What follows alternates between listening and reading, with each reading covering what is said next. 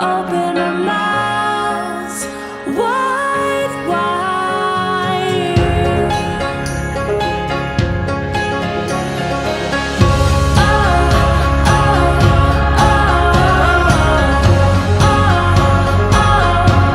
Oh,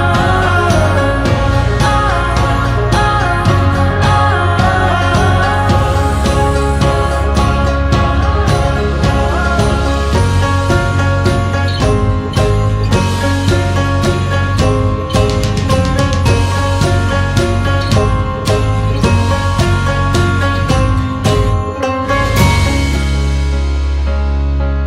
oh, and you know you'll be alright.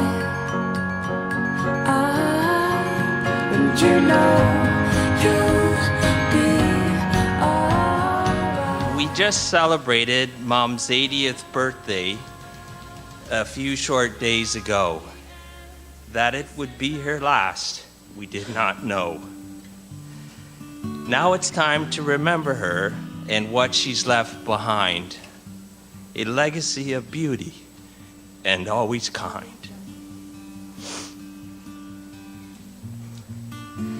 She had a full life to the very end. On her values and principles, she would not bend. Mom was so gifted, no one could deny. Delicious rocky road, pancakes, spaghetti, and pie. At age 6, I wanted to be Batman. She got to work, and I became her biggest fan. She could quickly knit a scarf, socks, or a hat while watching TV or petting the cat. Caring for plants, Mom was a master. Turning a bed into paradise, none was faster.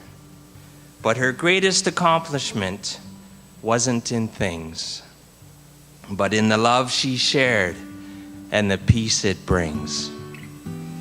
She knew what our purpose in life should be, to have faith and put our eyes on thee. I know no greater person that has walked this earth. I thank God for Hennie Schaly's birth.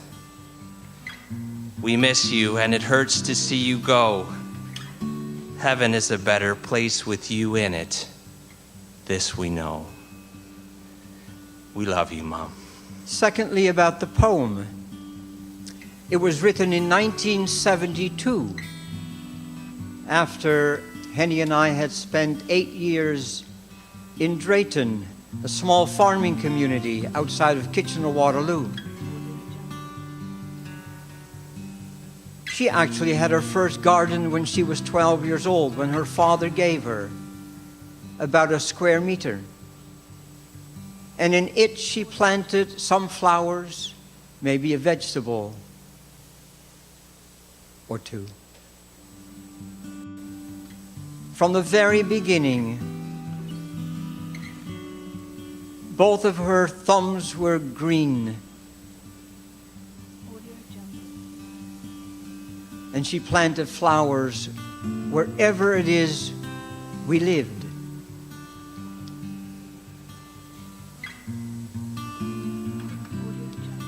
One of the mothers in 1972, after we had lived there for 8 years, wrote this poem.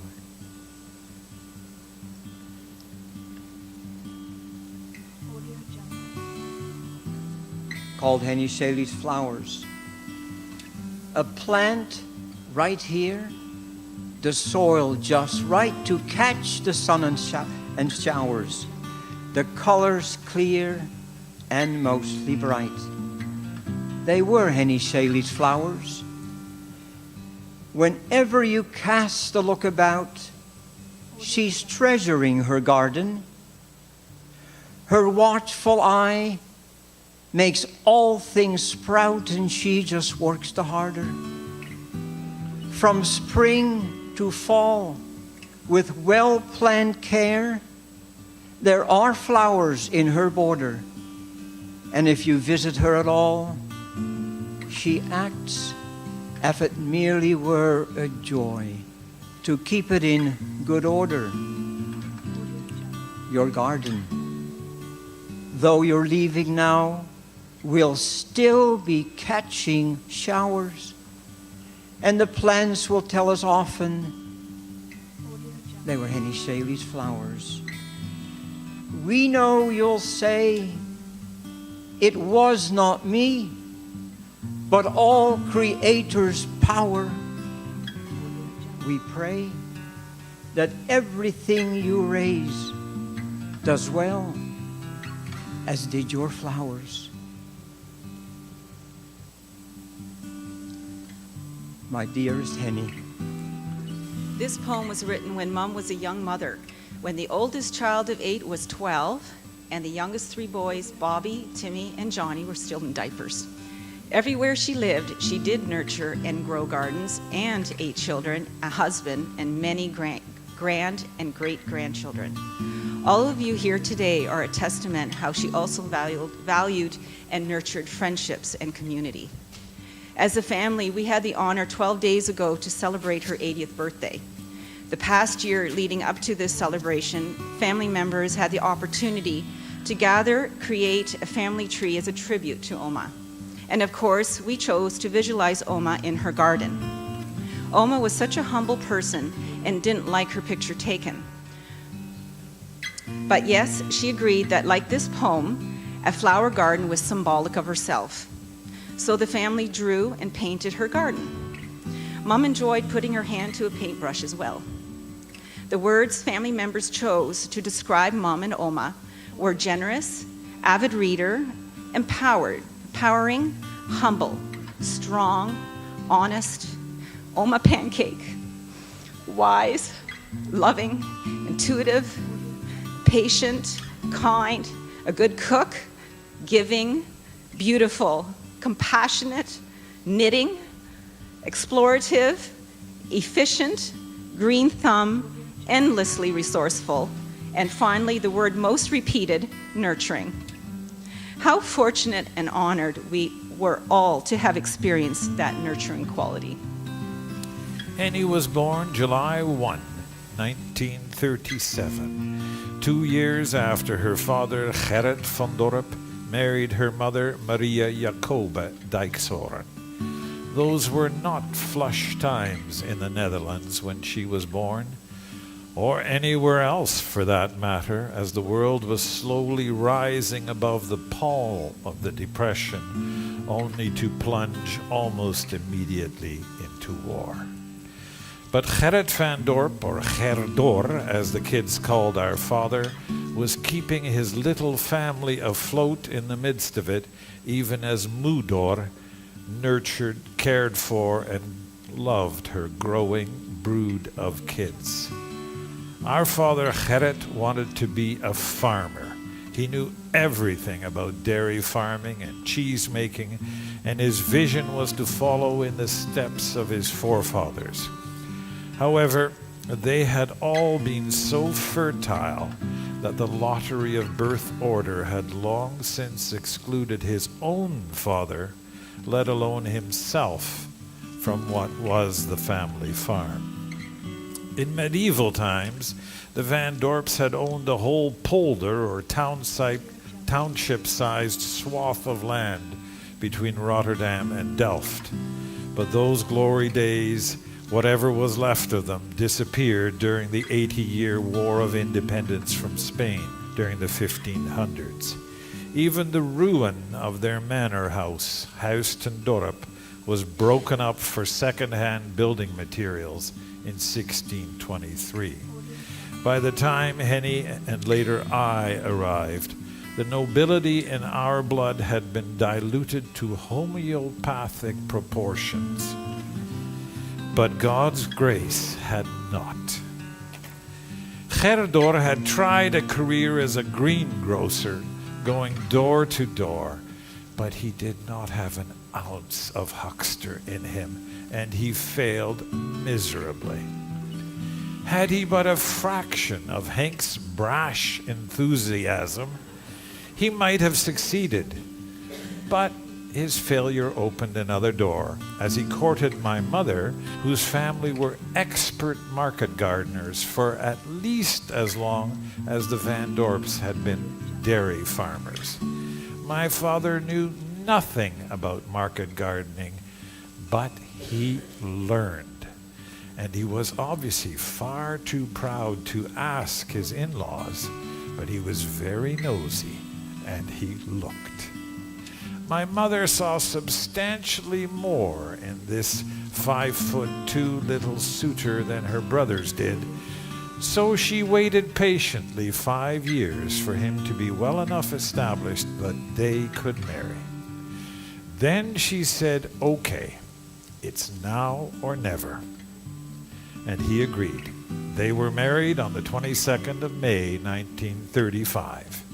Hennie was named after Heintje de Bode, the baker's daughter who married Marinus Dijkshoorn, the first son of a market gardener who had the misfortune of dying so young that the land went to the offspring of a second marriage. Heintje is one diminutive form of Hendrien. The other form is Hennie. Almost every one of Heintje's children named a child either Hennie or Hendrien. She was much loved, and my own mother's laugh lines always crinkled at the thought of her. Hennie grew up in the shadow of Truus, her older sister, playing house with packing crates, rags, and a wealth of imagination. In 1941, on Truus's 5th birthday, she received a little tin pail, just like her mother's. She was ecstatic.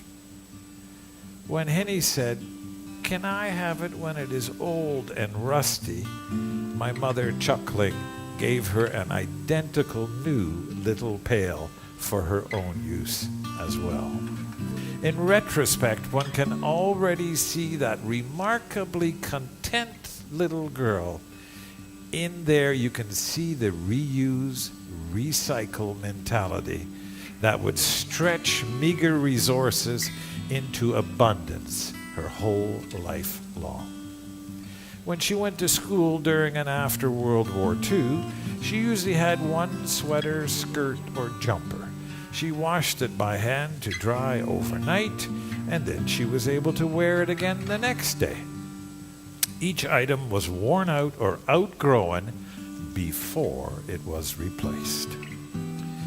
This was minimalism to the extreme. They often visited my mother's people. There were 24 birthdays on that side of the family to celebrate together each year, as well as other occasions. In fact, there were really a few more, but my uncle, that I'm personally named after, died when he was about 20 in Indonesia. My father would always tour their gardens carefully, noting exactly how they did things to secure maximal amounts of garden produce from minimal amounts of space, stretching the growing season with a greenhouse and a sea of glass cold frames and hotbeds, all tightly packed on less than an acre of land. Very intensively cultivated, all of it completely by hand. Even the abundant mountains of produce went to market in a small barge pushed by hand through the canal with a push or a pull beam all the way. Hennie was just as observant as my father, and just as he learned and modified new ways of doing things, so she learned, working alongside him in the gardens. Even little hands, carefully trained, make a big difference in harvesting large volumes of vegetables, in laboriously hand-pollinating grapes in the greenhouse. You know, they cheat nowadays.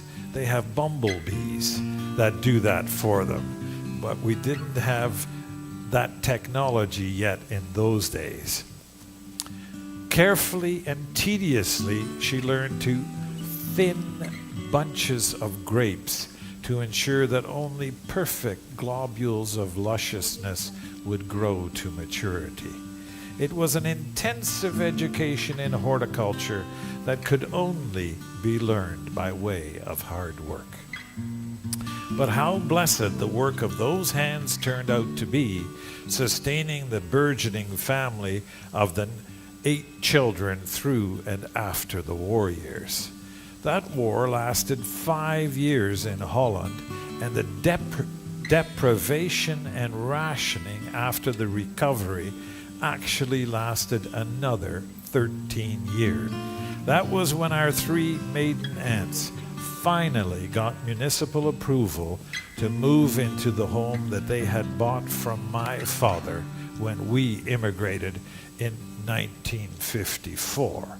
It was really quite a modest dwelling, but it had been considered too spacious for only 3 bodies by the municipality, which was hard up for housing, and so it was rationed to another family of 8 people who were considered to be more in need of it. In Canada, there was abundant work for those willing to do it. There was no rationing, and opportunities were limitless. My father worked for a farmer. Hennie worked for a neighboring farmer who needed a maid because his wife was crippled by multiple sclerosis and so could not do most of the housework. When it became apparent, however, that he wanted a mistress as well as a maid, she resisted his overture just as resolutely as Joseph did those of Potiphar's wife.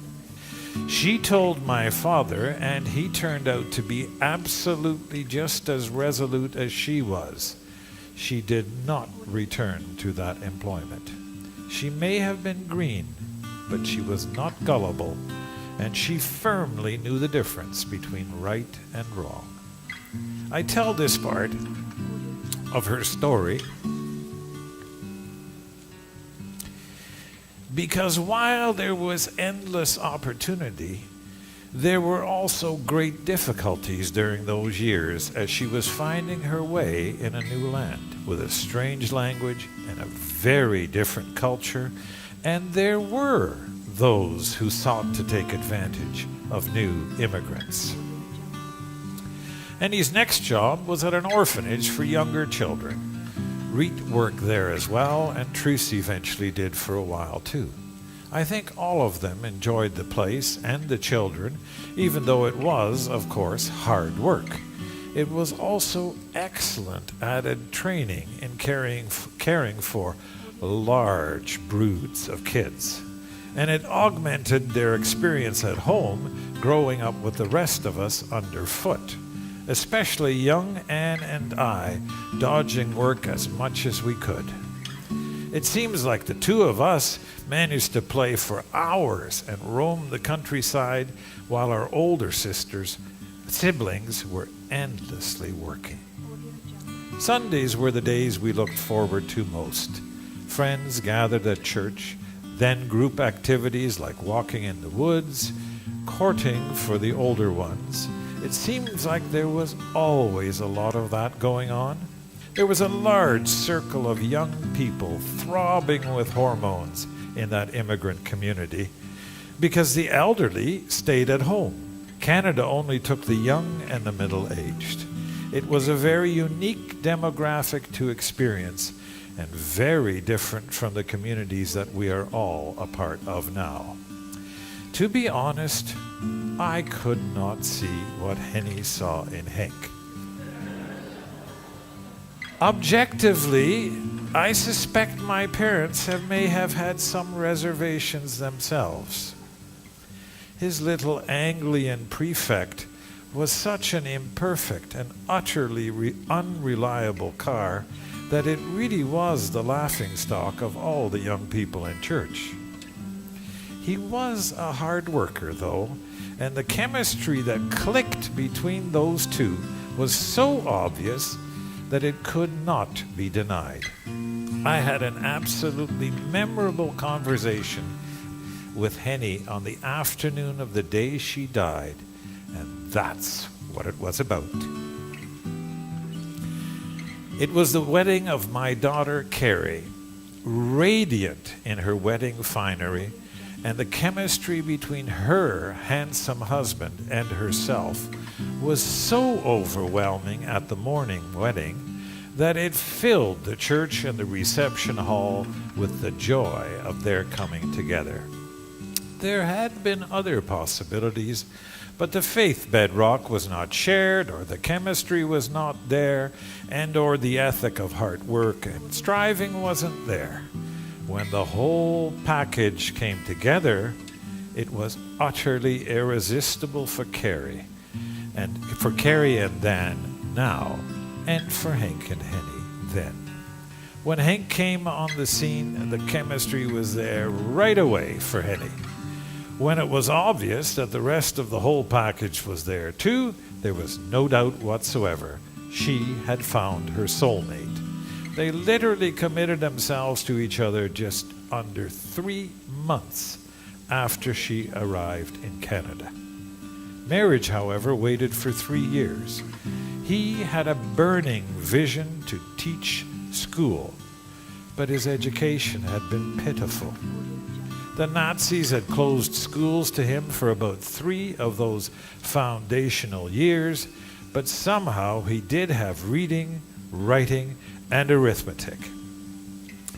When he was attending the exact same rural school that I subsequently went to later, here in Canada, he was so far behind that he had no patience for school and was determined to go to work as soon as possible. You could work legally in Canada as an adult at the age of 14 in those days. So, on his 14th birthday, he did one provocative thing after another, until finally he tormented the little girl seated in front of him by dipping the tip of her pigtail in his inkwell. That did it. He got the boot. In no time he was planting trees, bringing home $100 a month, and very proud of it, because it was $20 more than his father made, although it did not include the house that was part of father's income. He worked hard physical laboring jobs for 7 years, and all of the money went into the family pot. But an epiphany came to him as he watched children playing in the schoolyard next door as he ate his lunch at the Berry Tannery. That was a filthy, stinking job that was part of the school of hard knocks for immigrants. But he realized there, in that lunchyard, that he wanted more than an income. He wanted a vocation, and that was to be teaching school. It was pretty unpromising material for a husband, I would think, looking back.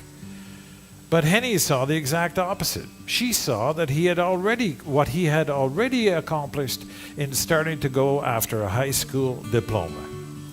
Painfully, he had mastered enough fundamentals to squeak through.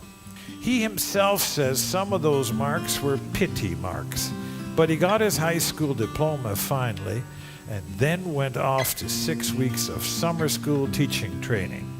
That gave him a temporary Ontario teacher's certificate for 1 year. It was Gideon's fleece answered. Their prayers were there. He got a job teaching at the school he had been expelled from. They could get married. The wedding was paid for with $300 borrowed from Ari, and a Volkswagen was bought with Hennie's savings. I remember it well because I rode in the cubbyhole rumble seat behind the back seat until number 1 son, Walter, displaced me. Hennie must have quaked on her knees by the wedding bed when Hank prayed for blessing on the 2 of them, and however many children they might have, even mentioning a dozen. Hennie painted and wallpapered their tiny first apartment and made it very cozy. They realized, however, after he had that final permanent teacher's certificate in 1959, because he did another 6 weeks of summer school, that he really wanted more education to be an excellent Christian teacher in a Christian school, particularly after those first few years in the Holland Marsh, and he experienced that being a Christian school teacher is a heck of a lot more difficult than just being a Christian standing in front of the class. So they scrambled and they managed to get together some money and move to Grand Rapids for Calvin College. They rented a large old house and they lived on its first floor. The 4 upstairs bedrooms were rented to other students. Hennie made it a haven, found what was needed. They actually were earning enough from upstairs to pay for the actual rent on the place and the utilities. So things were actually doing well, and Henk found a job to pay the bills. My memories of those succeeding years at Grand Rapids, Drayton, Foxborough, Burnstown, and Calabogie are a blur of kids and projects. Kids kept coming, were deliriously welcomed, made to feel at home, and nurtured. How many there were did not seem to matter until there were 8, just as many as our family of origin. Once, at Blodgett Hospital in Grand Rapids, a stiff and formal place, Henk slyly got into hospital greens and followed Hennie into the delivery room. The nurses freaked out. "There is a man here."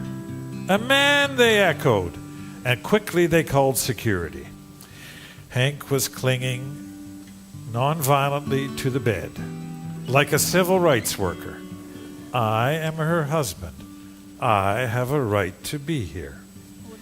Pig-headedly obstinate, quietly righteous, and of course, absolutely right on.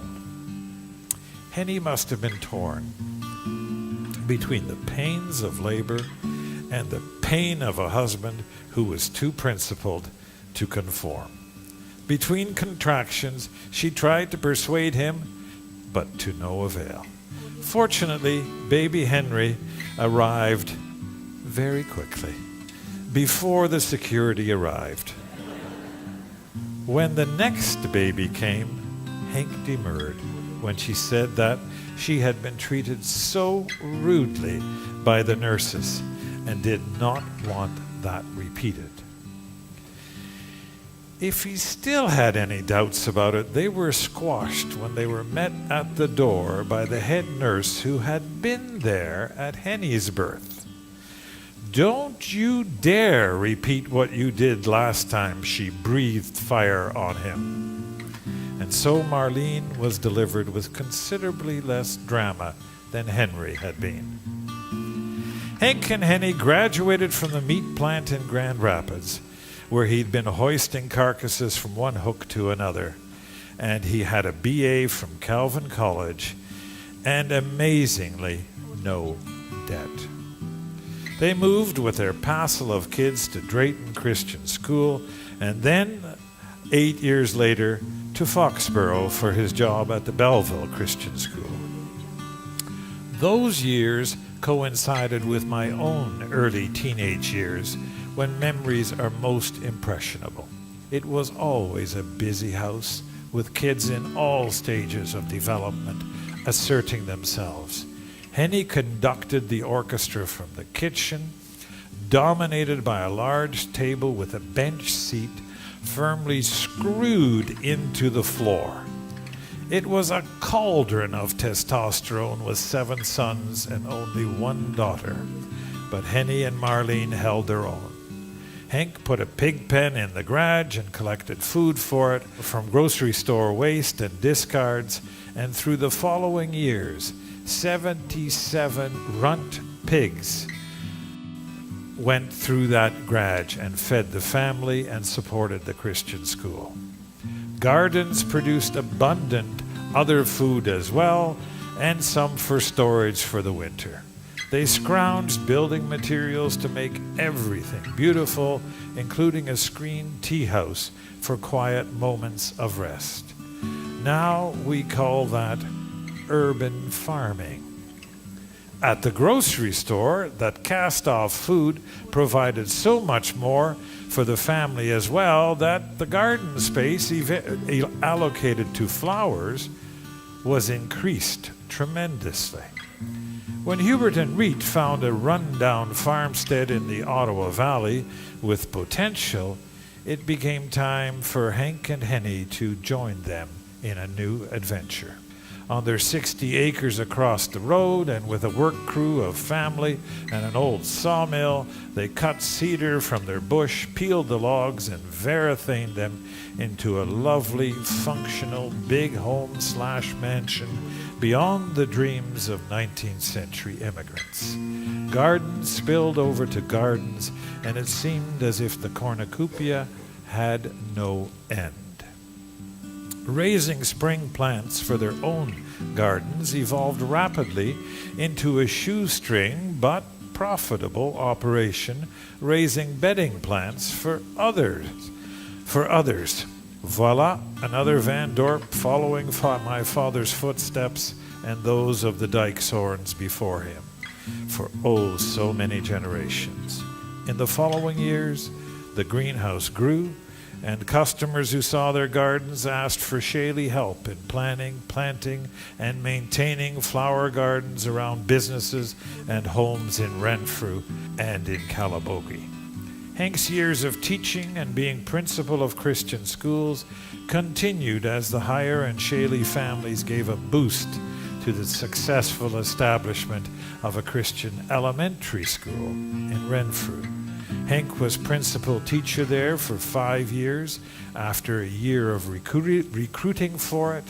Some of the next generations of Schaly and Hire children built homes along Lower Spruce Hedge Road and got jobs building other homes.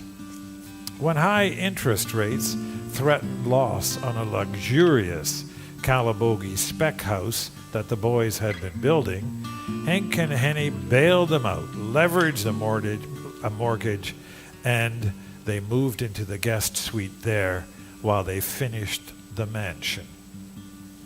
Bob's family took over their first house, and eventually Gilbert moved there. A stone pig on the edge of the drive rendered fealty to a more frenzied past, and a new tea house and garden made it their home and increased its sale value. When it was time to downsize to a smaller space within walking distance of stores, church, library, they actually signed up for a townhouse in a Christian seniors complex in Barrie. But the longer they thought about it, the less attractive that option became. And the thought of having no gardens to look after was the one that finally turned the edge, as well as the business of being too far away from their children.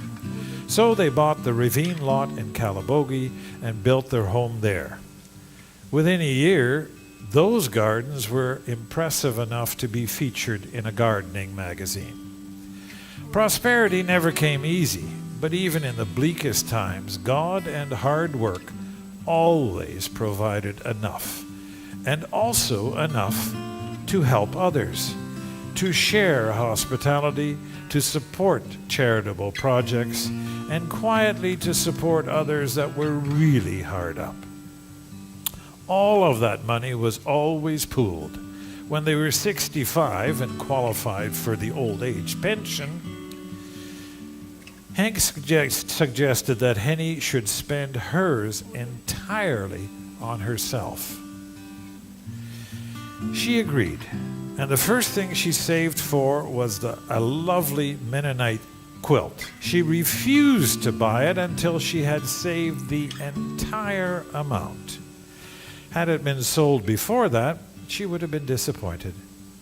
But it would simply have not been meant to be.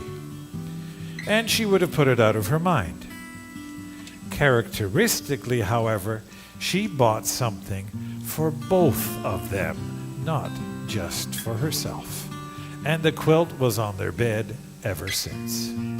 They were married for 58 years. Together, they have done an impressive amount of work. Each encouraged and supported the other's projects. They love the community of friends and family that made up the new rhythm of daily life. The birdhouses for the church renovation, community fundraising meals, and social events. They often visited family for friends and to travel further on vacation. They had a dream trip to Israel that gave them new appreciation for Scripture, and revisiting Holland revised that connection. All our stories, however, have a beginning, a middle, and an end. And Hennie's story here came to an end on Saturday evening. When I first saw her at the wedding, I thought to myself that she had really aged, because it seemed that she was 6 to 8 years older than she had been 2 years before. She said she was slowing down because her chronic back problems constrained her ability to stand or to walk. But she had her 2 ski pole type walking sticks, and that made walking much more possible. She had to pace herself when she worked potting plants, only an hour or 2 at a time, and Henk had taken over more and more of the actual grubbing in the soil part of the gardens. She was grateful, though, because in spite of these minor difficulties, she considered them, she felt quite good and considered herself fortunate because she did not need any medications. She did not have high blood pressure, like it seems so many of the rest of us have been cursed with, and her mind was as sharp as ever. They were so content in their life together. God had been so good to them, and they felt so blessed. She felt unwell at supper, and Henk called me over to where she sat with her head in her hands. She was pale, sweaty, and had a thready pulse. I called the ambulance. They happened to be in the area. A rollator walker was right there for her to sit on, so we wheeled her outside, and moments later the ambulance arrived. Her blood pressure was low, so the paramedic had a saline infusing into her vein before she even got into the ambulance. I followed to the hospital, and she was already looking better. Her color was returning, her blood pressure was back to normal. She still felt unwell in her abdomen, however, but seemed to be getting better. Alas, it was only transient. Suddenly, the pain was everywhere. She was trembling with it, and she kept saying, "I don't know, I don't know." Before she could be given any morphine, however, the pain abated.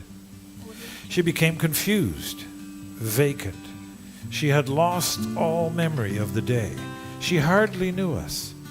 Then again, she recovered the ability to speak a few words, so she got in the wheelchair to go to the x-ray. We had not even proceeded 6 feet when she seized, lost consciousness, and never recovered. We gave her oxygen and more fluids, but her pulse disappeared. Her pupils dilated, and she was translated to eternity before our very eyes. In retrospect, she had a massive dissecting aneurysm of the aorta. They are uncommon, and the large ones are invariably fatal, no matter where they happen.